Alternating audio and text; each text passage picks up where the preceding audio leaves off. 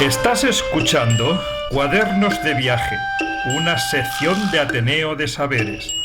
Acompáñanos y recrea la experiencia vivida en otros lugares y culturas por aquellas personas que han tenido a bien compartirlo.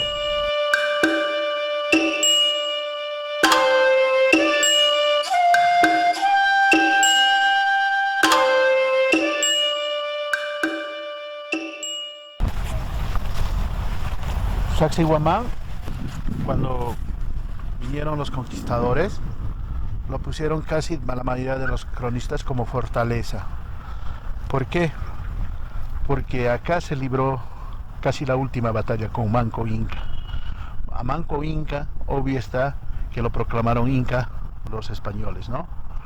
Pero él, al ver que lo manejaban políticamente a su antojo, solamente era un representante, entonces este se rebela, se va con engaños hacia el valle de Vilcabamba, reflota su ejército y acá en Sacsayhuamán logra la batalla, pero no vence la batalla, comandada con su general Cahuide. Huye Manco Inca, pero Cahuide se queda y acá había tres torres, el Sayaxmarca, el Muyuxmarca y el Queromarca. Eran unas torres que generalmente ellos pensaban, cuanto más alto hacían, creían que estaban cerca a su dios, el sol. En el Sayaxmarca se refugia prácticamente Cahuide y los españoles le dicen que baje y que le van a considerar y que también él puede ser un general en su ejército, pero no accede. Entonces, ¿qué hace? Al final, ya de varios días, cansado, se suicida él, muere en su ley él. Desde ahí lo toman a esto los cronistas, los primeros cronistas, que esto era una fortaleza. ¿Por qué? Porque también encuentran muchos armamentos de guerra en este lugar. Pero este lugar prácticamente era un santuario, era un templo general. Porque el Coricancha está en la misma ciudad del Cusco. Ahí se dice, no, el templo de Coricancha, ese era el lugar sagrado. Pero en la época de Pachacútec se llega a 12 millones de habitantes. Pero el Inca tampoco no era tan santo y te decía, sabes que únete a mi grupo y ya está. El Inca tenía que matar, el Inca tenía que poner mucho a su misión. Entonces, ¿qué hacía el Inca cuando iba a conquistar? No solamente era, como dice en los comentarios reales de Inca Garcilaso de la Vega, él ofrecía vestimenta, agricultura, ganadería, para todo, ¿no? La población contento, se sumaban al grupo, ¿no? Los huaris han sido eternos enemigos, nunca han sido aliados. Sí estaban por momentos como subordinados, ¿no? Pero no era así. Entonces, ¿qué pasa? Que Coricancha, cuando ya tenían 10 millones de habitantes, ¿qué hacía el Inca? Tenía que traer a su huaca principal, a su dios principal de esa tribu. Tenía que traer a su sacerdote. Y tantas tribus que había, Coricancha había quedado muy pequeño. ¿Qué hace Pachacútec? Hace acá un megatemplo para el agua, para las estrellas, para el dios sol, para el rayo. Como pueden ver allá, es serpenteante, pero tomada una foto aérea, se va a ver una forma de rayo. Entonces, el Sayaxmarca, el que estaba la torre más alta, esa torre era el templo para el sol, para venerar al sol que se subía. Cuentan también que en arriba, en la cúspide, había agua. ¿Por qué? Porque como ven, como un coso de toros que está acá, esta era una piscina artificial y esto era un templo para el agua. De acá, con presión, empezaba a subir subterráneamente el agua hasta arriba y tenían en la torre más alta tenían agua. También se cuenta que los incas tenían caminos subterráneos. Nosotros estamos parados prácticamente en la puerta de un camino subterráneo que da hacia el templo de Coricancha. Se dice, ¿no?, que había muchos caminos subterráneos que daba hasta Machu Picchu, otros dicen hasta Bolivia casi, ¿no?, hasta los Tiahuanacos. Entonces acá era la primera entrada. Ha habido muchos terremotos de consideración de 1650 y 1950, donde se destruye también las iglesias en el centro, ¿no? Se destruye. Esta parte, lo que más o menos está en un 10% de las piedras. ¿Por qué? ¿Por qué lo han destruido esto? Porque un cabildo abierto en Cusco, los conquistadores dicen que todas estas piedras tienen que bajar para construir las iglesias en el Cusco. Pero hasta 1980 la gente se podía llevar piedras a sus casas para sus cimientos. ¿Cuál es lo más importante aquí también en Sacsayhuamán? Lo más importante es que hay piedras gigantes apiladas unas sobre otras. Se cuenta que más o menos tiene 120, 140 toneladas. Cada bloque. Ajá. Y el enigma está, el misterio está, cómo han sido transportadas. Otros decían que las canteras estaban acá, donde están en estas piedras como caídas, sí. Hay unos cortes, pero esas piedras que están apiladas unas sobre otras, ya ha hecho un estudio una antropóloga que no es de la familia. Las piedras están más o menos en el Valle Sagrado, a 75 kilómetros de acá. Entonces se dice, no, si el Inca no conocía la rueda, ¿cómo han sido transportadas? Semejantes piedras ha podido ser surcos, pero no ha sido así. No ha podido ser así. Entonces, ¿cómo ha sido transportadas? Un misterio. Eso. Cuando recién se estaba iniciándose lo que es la ciudadela inca Cusco, lo primero cuando en los inicios es que acá había unos centinelas, y estos centinelas agarraban unos pututos, unas caracolas gigantes, y empezaban a tocar. ¿Para qué? Para que alertaran a la ciudad del Cusco. Entonces de este había otro torreón en Pucamoco, se le decía, donde está el Cristo Blanco. Sí. Desde acá tocaba y escuchaba y ese tocaba ya para la ciudad. Entonces, alertaos, ¿no? Eso era la primera función. La segunda función era control. Los que venían por este camino delante suyo empezaban ya a ser pernoctados, porque a la ciudad del Cusco, después que se ponga el sol, no podían ingresar, porque era una ciudad sagrada. Entonces todo este lugar también se llama Tambo Machay. ¿Por qué? Tambo es un lugar donde se hospeda. Machay son cavernas. Entonces en estos lugares acampaban. Hay un pequeño riachuelo, y a través de esos riachuelos hay pequeñas cavernas. Entonces al día siguiente ya tenían que pasar. Cuando venían acá los Llactacamayú, aquellos líderes de una ciudad, de un pueblo, ahí, y acá empezaban a pagar los tributos. ¿Qué pagaban? Dejaban la hoja de coca, porque estaban viniendo de la selva delante suyo, dejaban frutas tropicales para el gobierno, y dejaban también la papa, dejaban abonos que traían de los estiércoles de los animales. ¿Para qué? Para que el Inca empezaba a cultivar sus cosas, ¿no? Han podido dejar también oro, plata, algo así, porque eran líderes que venían, ¿no? Y que también explotaban esas cosas para el Inca. Entonces, 3 funciones ha tenido esto en diferentes etapas. Y Tambo Machay está más allá, donde que ahora se venera el agua. Hay 3 fuentes que caen en un solo ritmo el agua, todo el año, ¿no?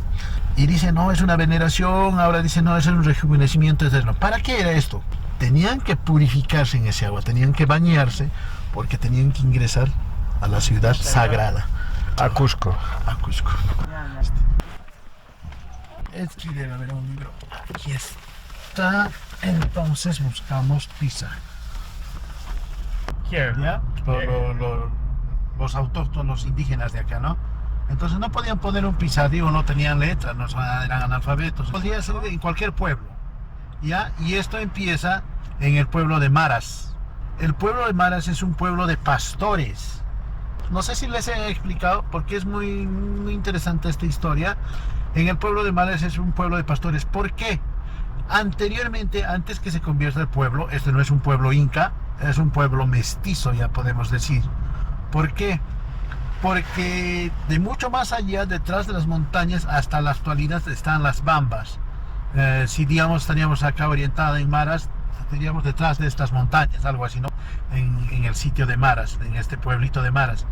Entonces de ahí un cacique español, Francisco Sancho Usca, empieza a conectarse con los indígenas y empieza a descubrir de dónde traían los incas el oro, cómo explotaban. Entonces forma una comisión y él se va con unos 20 burros, ¿no? Y después de eso, después de irse allá, estamos hablando de la época de los años 1600, 1590, 1600, en el siglo XVII ya prácticamente. Entonces este señor va prácticamente como con sus esclavos y traen en 20 mulas el oro. llegan hasta este pueblo. Era un pueblo estratégicamente limpio, entonces no hay ni siquiera para que otros hombres los ataquen y les quiten, ¿no? Entonces, para que no sufran ningún tipo de emboscadas, nada por esto, ¿no? Y entonces en ahí, poco a poco, en ahí empieza a formar un pueblo ellos. ¿Para qué? Para que en ahí empiecen a criar los burros. Y en ahí los burros crían, después de eso pues, regresan ya con 200 burros ya cargados de oro. Entonces en ahí era la pieza de recambio de los burros. Dejaban ahí a los burros y con los otros nuevos que estaban en ahí descansados empezaban la caminata hacia el Chiclayo, hacia el lado de Lima, ¿no? Y luego para España. Y poco a poco ese lugar, este cacique dice que no pueden hacer ningún tipo de cultivo. ¿Ya? ¿Dónde? En maras. Solamente en los campos eran para pastoreo de burros. Pastorean a los burros y llegan en su auge de sacar el oro, sacan hasta en 2000 burros oro. Entonces ese pueblo se convierte en un pueblo, ¿no? Y los arrieros, se podría llamar los indígenas de ese entonces, empiezan a robarse pepitas de oro, pedacitos de oro. Y con eso empiezan en ahí a comprar, que había comidas, era como un paradero, ¿no? Empiezan a comprar y el pueblo se va empezando a crecer. Y en ahí crece el mercado negro, se podría decir, del oro. Porque ahí ni siquiera al Cusco traían las telas o las chucherías que venían, si no traían ahí los comerciantes. ¿Por qué? Porque había mucho oro. Y el pueblo crece. Y en ahí también se establece este cacique. Este tiene en ese pueblo 17 mujeres.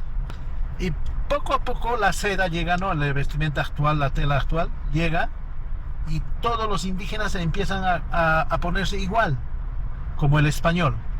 Y cuando han construido ya la iglesia, el español no se distinguía. ¿Qué hace el español?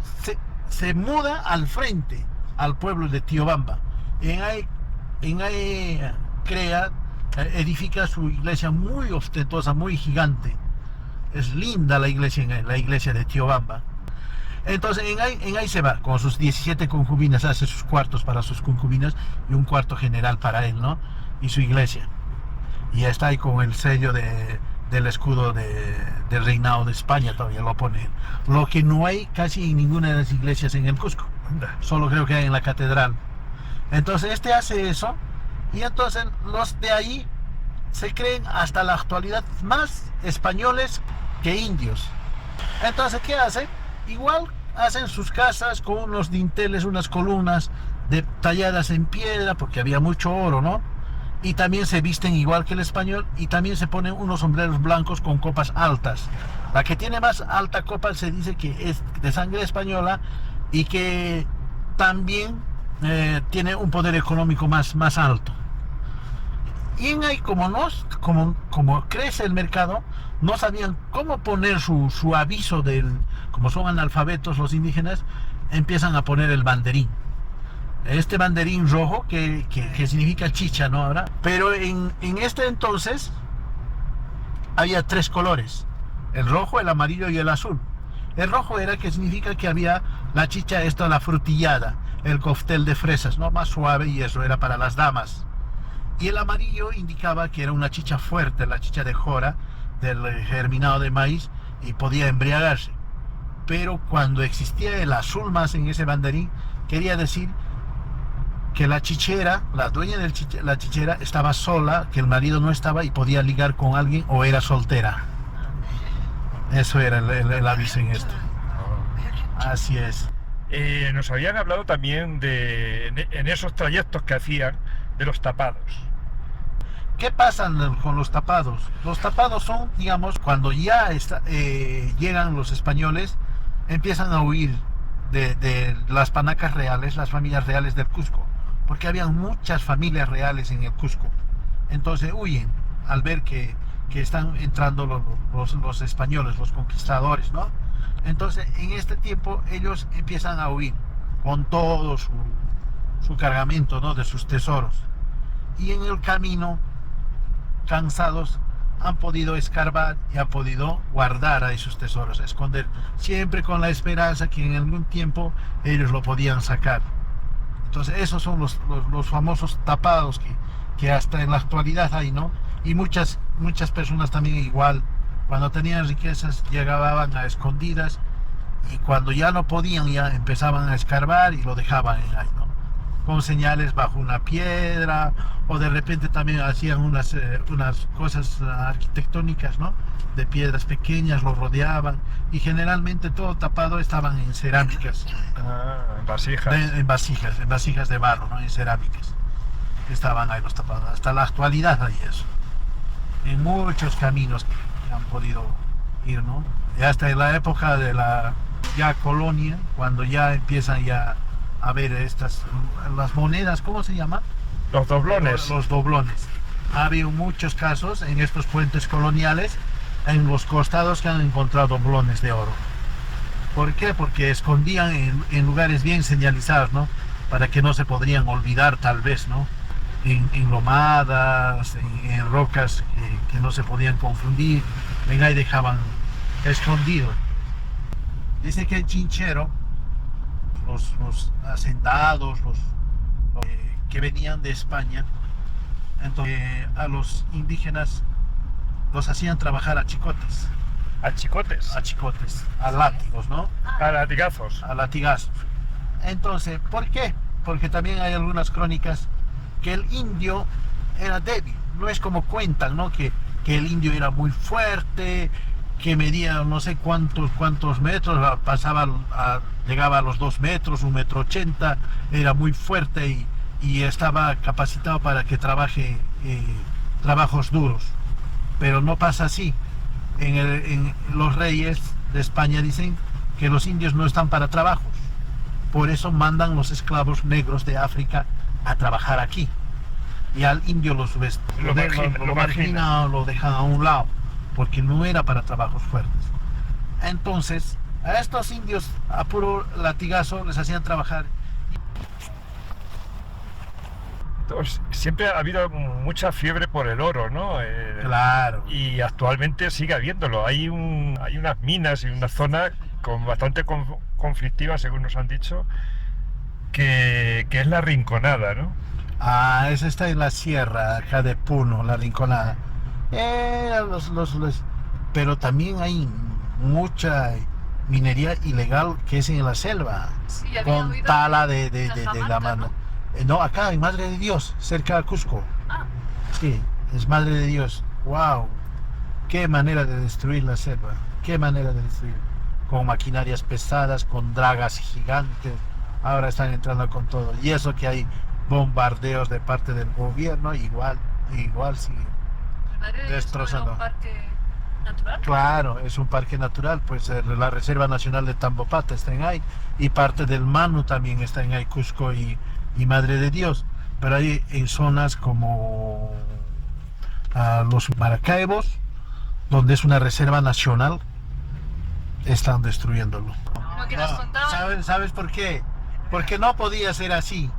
¿Por qué? Porque ellos eran los reyes y ellos podían hacer lo que quieran. Y siempre ha sido así. Había un masacre, había de todo, porque era una conquista. No han podido aprovecharse de nadie. Es igual en cada conquista ha sido así. Pero los españoles han venido acá, pero la reina Isabel dijo que a los líderes no se les toca. ¿Por qué? Porque sí querían que el pueblo sea pacífico, pero obviamente que no han hecho caso, más les ha ganado la codicia y todo esto, ¿no? A los almagristas, a los pizarristas. Atahualpa, en su ánimo de quedar libre, ofrece como regalo a su hermana, a Pizarro. Y Pizarro tiene 2 hijos en esa mujer, en Sisaquespe. En Sisaquespe era una princesa, ¿no? Ya para ser coya, para ser reina.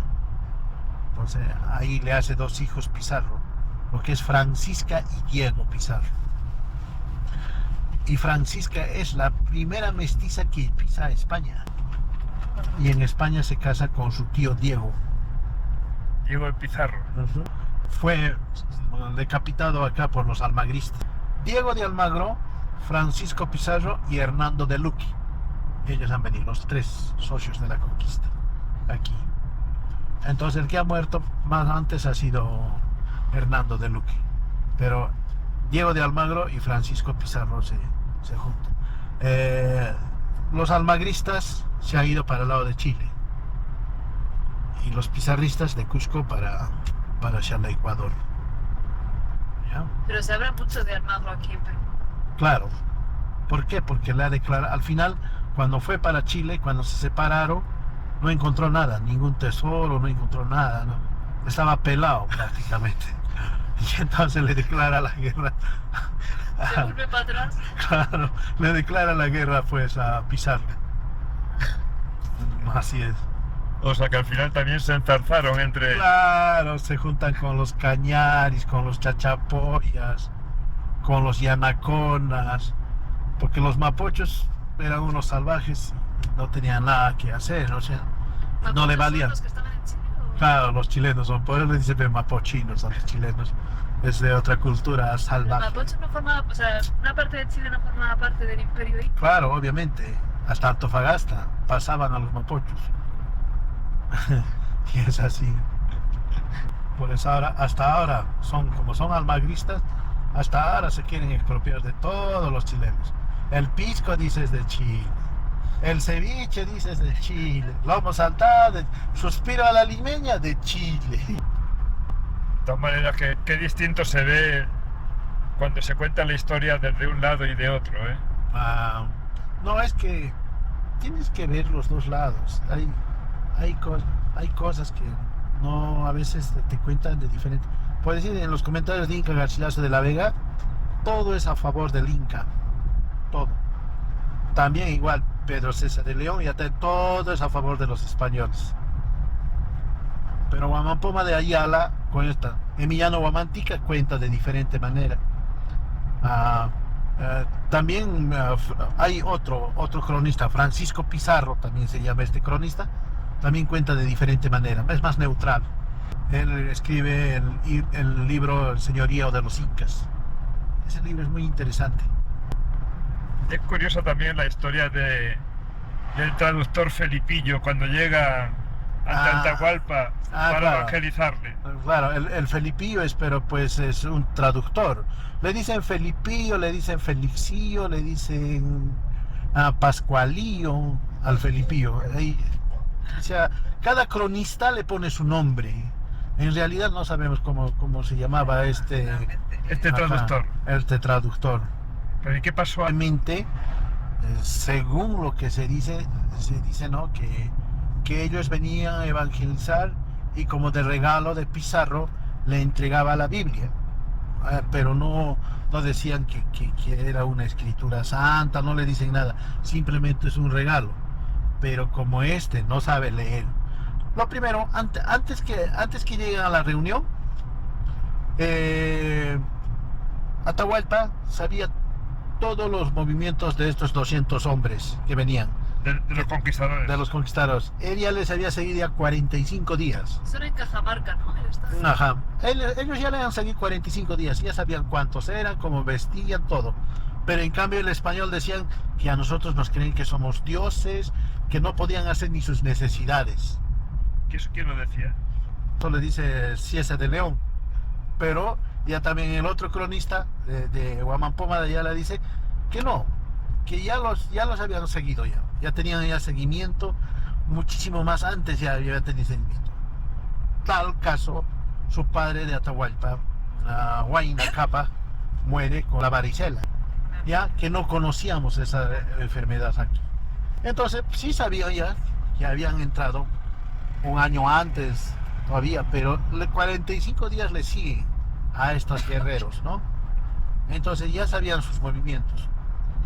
Entonces, cuando entran a tratar de llegar al Inca y llegan a un encomendero, se puede decir, ¿no? Entonces él va con su caballo ante el rey Inca y empieza para que saque una cita con Pizarro, empieza con su caballo y empieza a hacer sus artes con su caballo, ¿no? Y todos admirados en ahí se acerca casi hasta Atahualpa y a sus soldados. ¿Dónde era eso? En Cajamarca. Pero antes de llegar a la plaza de Cajamarca, día antes, ¿no? Y le dice que quiere encontrarse en son de paz Pizarro con Atahualpa, que es un amigo. Y entonces en ahí y el otro no le acepta, ¿no? Pero le hace sus movimientos y que le quería regalar, tenía un obsequio para él. Siempre le habla de un obsequio, pero él pensaría en ese entonces que le iba a regalar un caballo. Y el caballo hace sus cosas, su exhibición, y empieza a resoplar así, ¿no?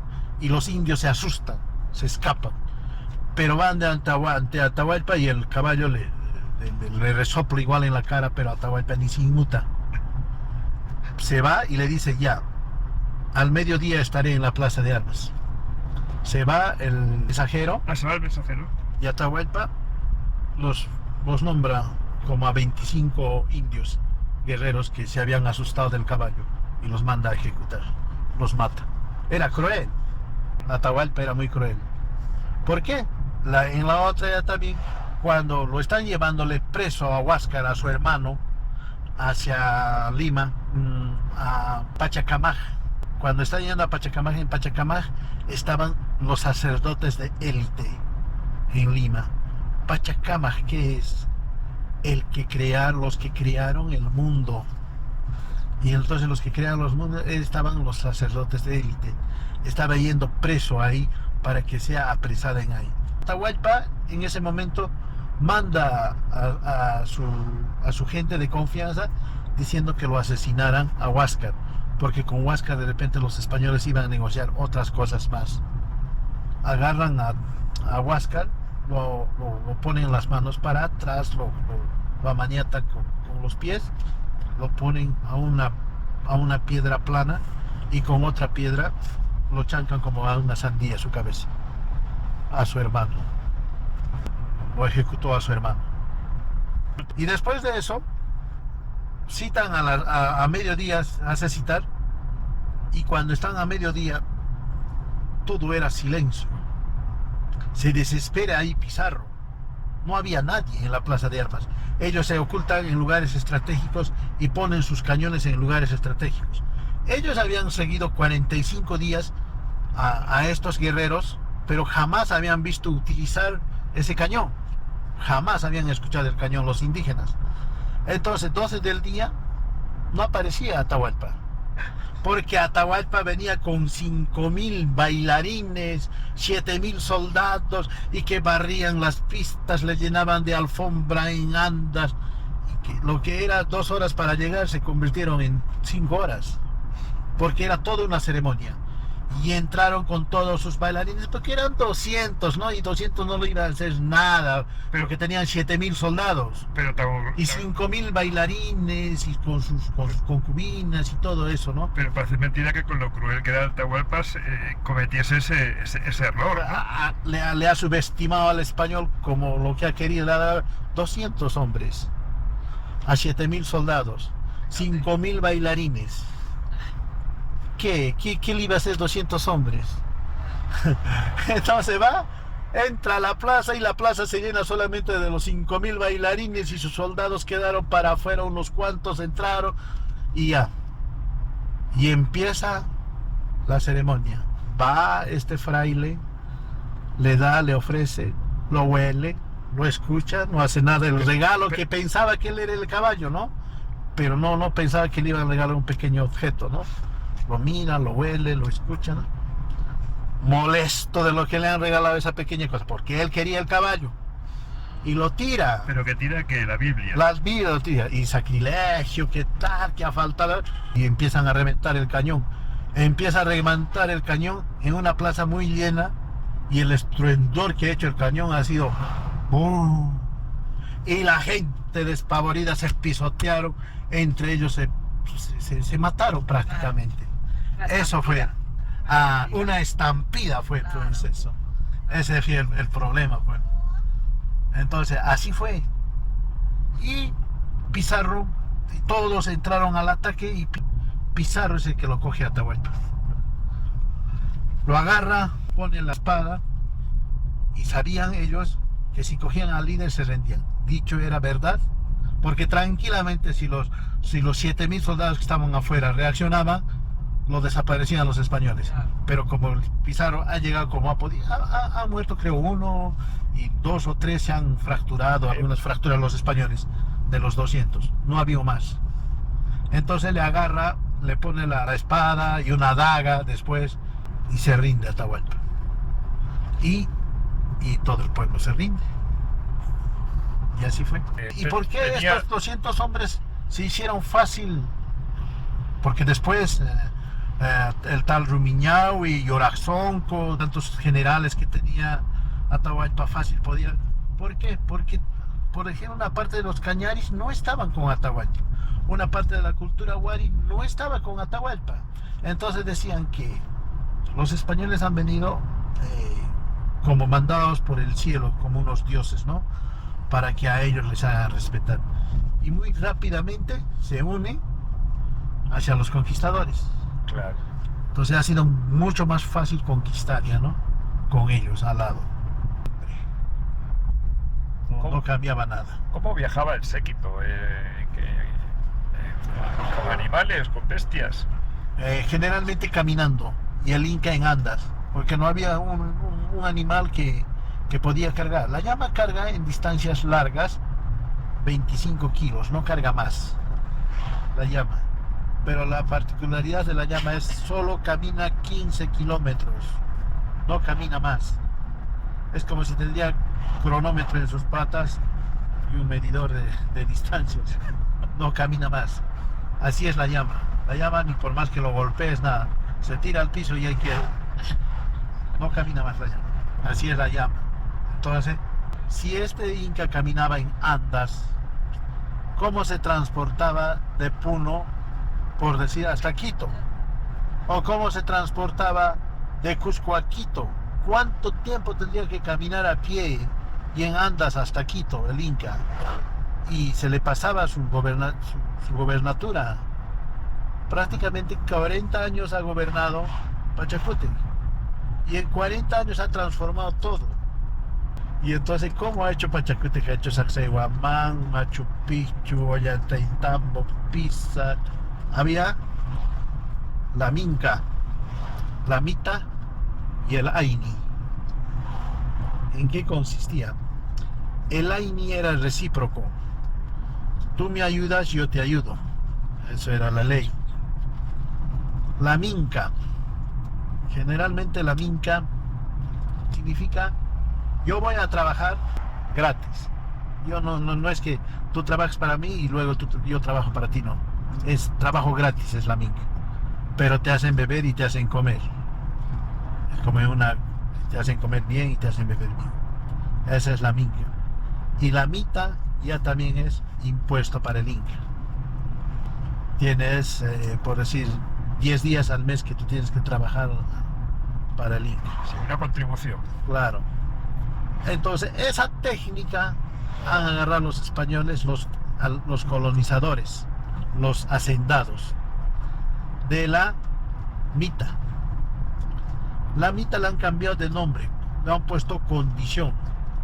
Los hacendados han tenido grandes extensiones de terrenos y a los autóctonos, a los indígenas, yo te doy este pedazo, pero tú me trabajas 11 días trabajos de mujer y 10 días trabajos de varón. Y tú te trabajas todo eso para ti. Eso ya también es ahora. Eso es una servidumbre. Una servidumbre se ha hecho. Pero jamás de los jamases era para toda tu vida. Jamás de los jamases era tu terreno. No tenías derecho de propiedad. No tenías derecho de propiedad. Tú tenías que trabajar y trabajar y trabajar. Ahora, eso es la Mita. Y la Minca también ahora le han puesto la Maquipura. ¿La Maquipura qué es? Yo te ayudo a trabajar y tú me das un dinero a cambio. O me das tu papa, o me das tu maíz, pero yo te ayudo a trabajar hoy día. Eso ya está, es la Maqui-Pura. Lo han cambiado de nombre. Y hoy en día se conserva... Claro, la en realidad los tres, la Mita, la Minca y el Aini. los tres. Los tres. La Mita sería, como si del gobierno, ¿no es cierto? Que trabajas 10 días para mí y punto, ¿no? Ya también es la Maqui-Pura. Trabajas 10 días para mí, pero yo te pago. Y la Minca ya también lo utilizan. Ya, ven, me ayudas, yo te doy de beber, de comer. Y generalmente, ¿cuándo lo utilizan? Cuando lo hacen el Huasitucucu. ¿Qué es el Huasitucucu? Es acabado o el techado de casa. Está, digamos así, tu casa de adobes, y entonces le haces para hacer un techo. Llamas a tus vecinos, a tus amigos, todos vienen a ayudarte y lo techan tu casa. Te ofrecen bebida, te ofrecen comida y festejan y ya está. Es gratis tu trabajo. Y el Aini es como siempre, ¿no? Hoy día por mí, mañana por ti. Oye, me debes 3 días de trabajo. Ah, sí, te voy a ayudar. ¿Cuándo vas a trabajar? A tal día. Entonces, Más allá. ellos siempre han dicho que la vida era eterna. ¿Quién lo...? Sí, los incas. Siempre la vida era eterna. Y por eso siempre momificaban. Y estaban presentes. Y la vida era eterna. Cada panaca real, para esos tiempos elegidos, para esos días elegidos especiales, llevaban en andas a sus momias. Estamos atravesando Guaro, ¿no? Ajá. Se respeta mucho a los indígenas, como decía, a los nativos que les decimos. Generalmente los nativos están en la selva. Estos antes eran como nómadas, ¿no? De un lugar a otro. Caminaban, pero su ley sí a ellos les protege. Palomita blanca, collar de perlas, querernos tanto sin conocernos. Cuando me vaya, cuando me ausente, esos sus ojos, ay que no lloren, el cruel destino que nos aleja. Palomita blanca, collar de perlas.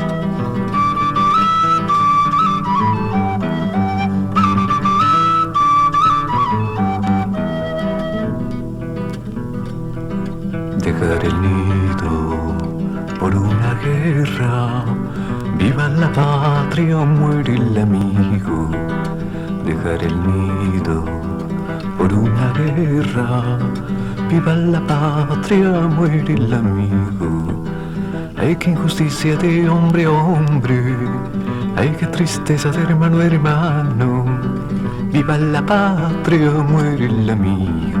Dejar el nido por una guerra. Ay, qué tristeza.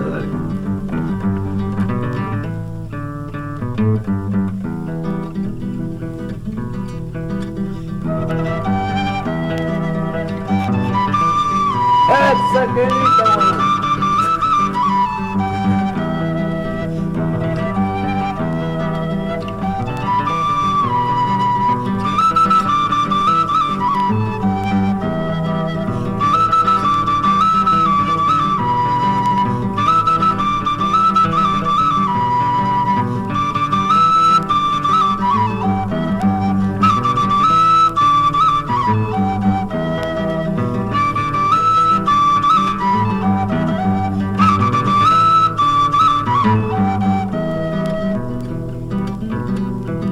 Si un día encuentras por el camino montón de piedras y una flor roja, si un día encuentras por el camino montón de piedra y una flor roja, será mi sangre, será mi tumba, la que yo lloro que me alejo.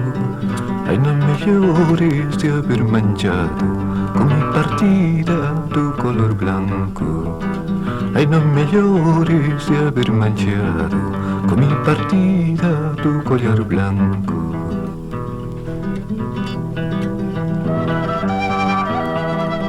Linda palomita, sigue el camino, sigue el camino.